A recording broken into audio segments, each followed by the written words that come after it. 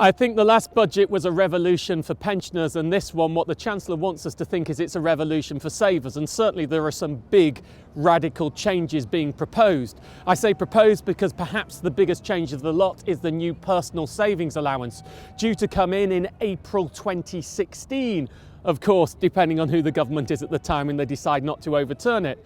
That will mean that basic rate taxpayers will be able to earn £1,000 interest without any tax on it. Now, if you look at the top paying savings account at the moment, it's actually the Santander 123 bank account at 3%. That means you could save 33 grand and not pay any tax on the interest. If you've got a lower account than that, you could of course save even more.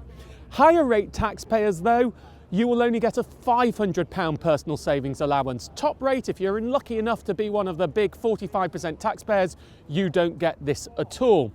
Other big moves on savings, well, there's the Help to Buy ISA. You can put in £200 a month and £1,000 to start it off, and they'll give you 50 quid on top of your £200, effectively allowing you to save for a Help to Buy mortgage from your pre-tax income. It's limited up to £450,000 homes in London, £250,000 homes out of London. It'll come from autumn this year. It's only for first-time buyers, and there are still some restrictions we're waiting to see. What I want to know, what happens if you're with somebody, get together with someone who isn't a first-time buyer? Can you still use it if you had saved into it? What if you don't use it for a house? You should be able to get the money back, but you won't get the £50 on top.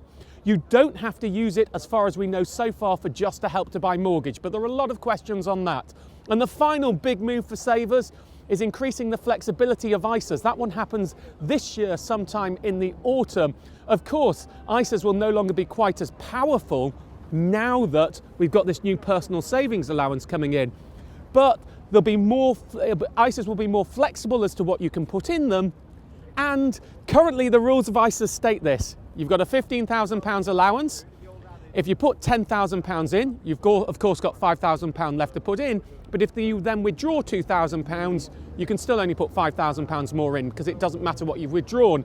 In the future, if you withdraw that £2,000, you will then be able to put £7,000 back in. So it will help ISA savers have a bit more flexibility within the year to be able to withdraw and put money back.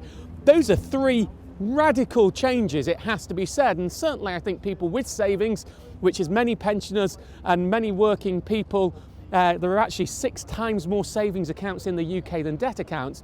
I think that will be a benefit to people, but what we really want for savers is higher interest rates.